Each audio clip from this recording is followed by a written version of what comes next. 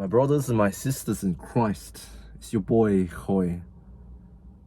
I might appear homeless at the moment, and I might appear to be living out of my car, but I can assure you that I am safe, I'm loved, I have a roof over my head tonight. I'm just not normal. Real talk. I like to go out for drives sometimes just to clear my head, just to get away from the riffraff, just to get away from my housemates, my friends, my colleagues, my neighbors, whatever. I just like to go out for a drive sometimes, clear my head, look at the things around me moving, just to be oriented to this realm, to be in the loop, you know, to see what's happening around town. Is that normal? Is that normal to be doing this as a 20-something-year-old guy? I don't know, man. You tell me. But yeah, this is the truth. There's nothing wrong with you or anyone.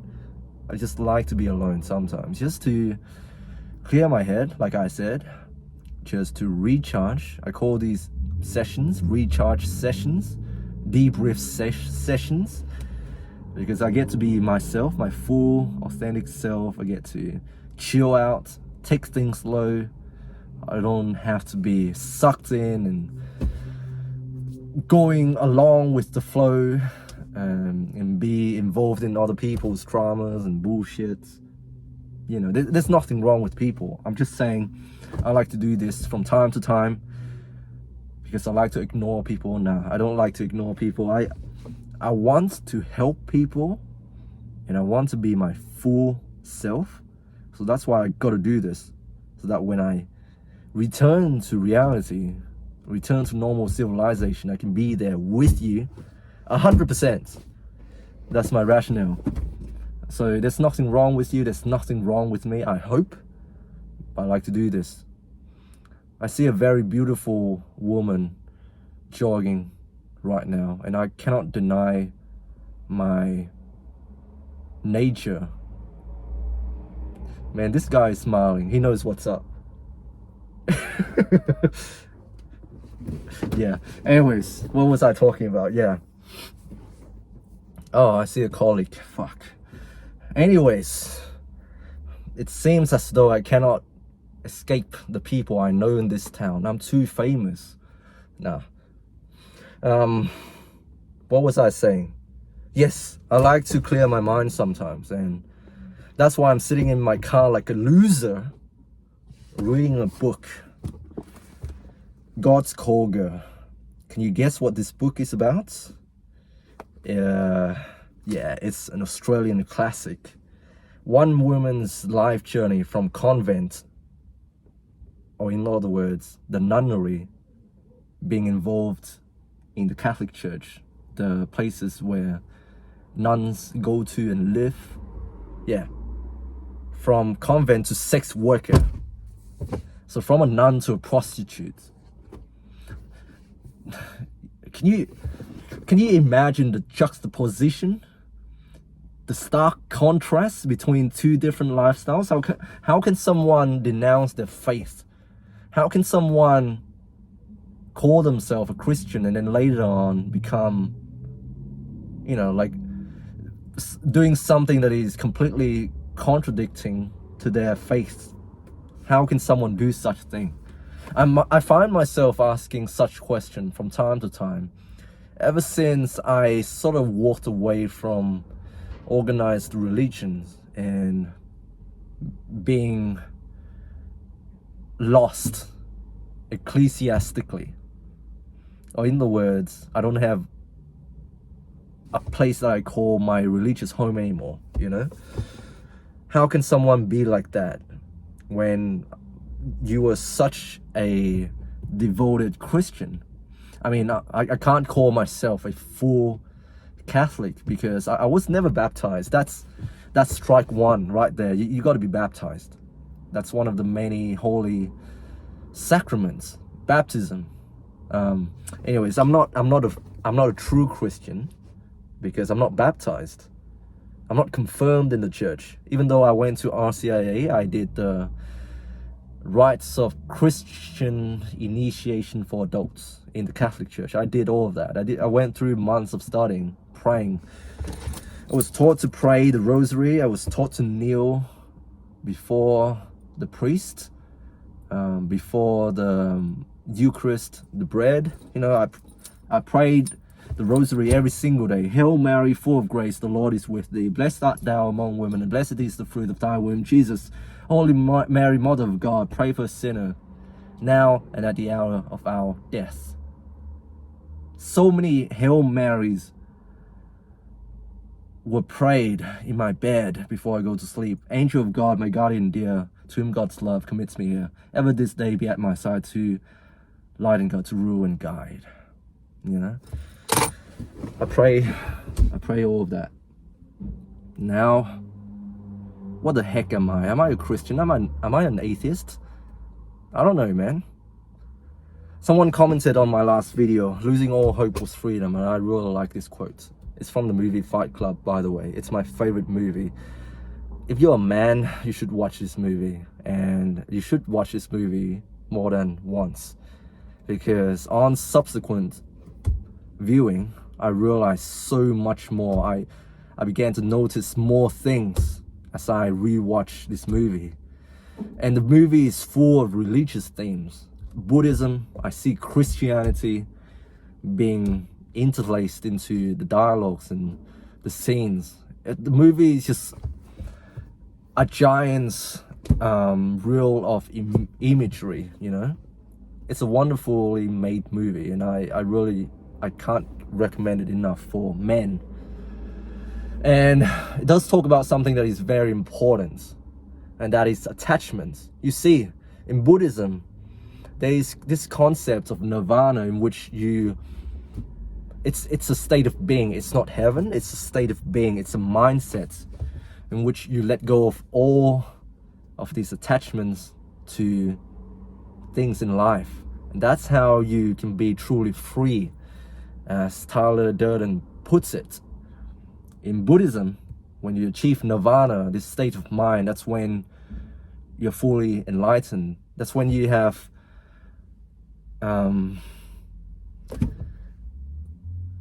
lost all attachments. Let's put it that way. You know, all sorts of pleasures, all sorts of suffering, they have no effect on you. They just move through you. All of these emotions, they come to you, they pass through you. And that's what a lot of people want to achieve. They want to reach this stage in their life in which nothing can sway them anymore. And no, I'm not advocating for a lifestyle in which you are apathetic towards life, in which you have no desire to live, and there's nothing that motivates you or drives you. Such a life would be as good as dead. Someone who has no passion, that person is almost as good as dead. That's when you're numb.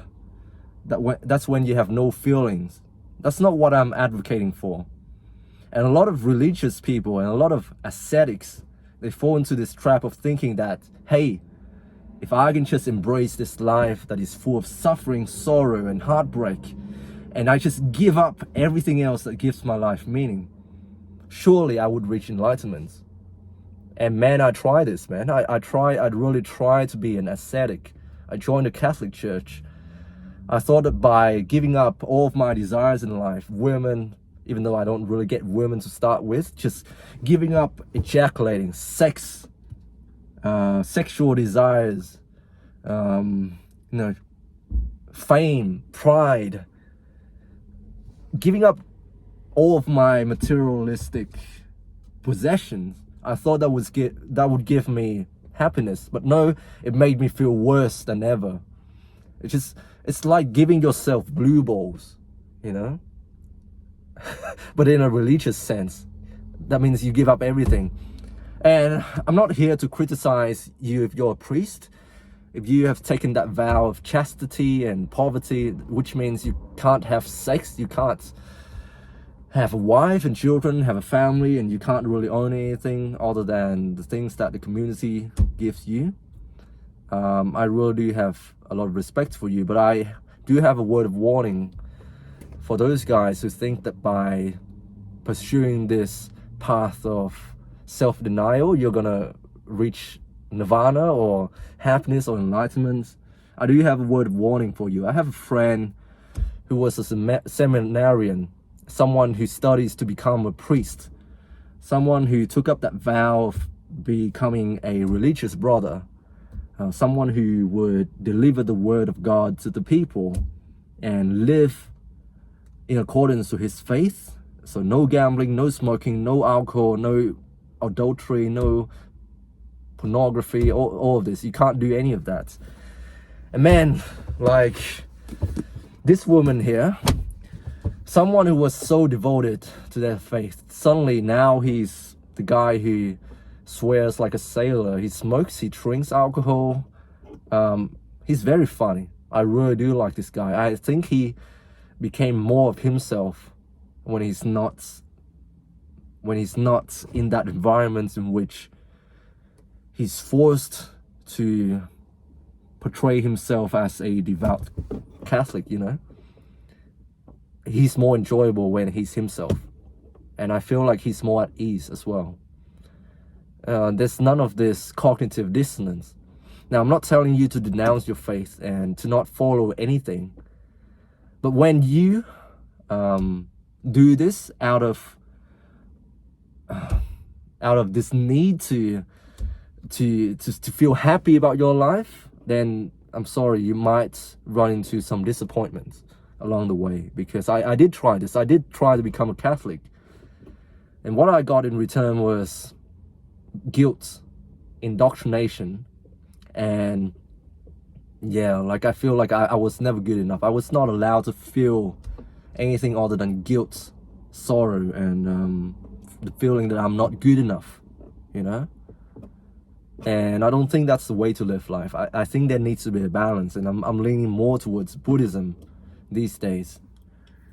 Now, there's no one in history who claimed to be a divine being like Jesus and who has fulfilled all of the prophecies as detailed in the scriptures other than Jesus. So I'm not gonna argue from that point of view, but I'm gonna say this: I don't think you should worship any man on earth.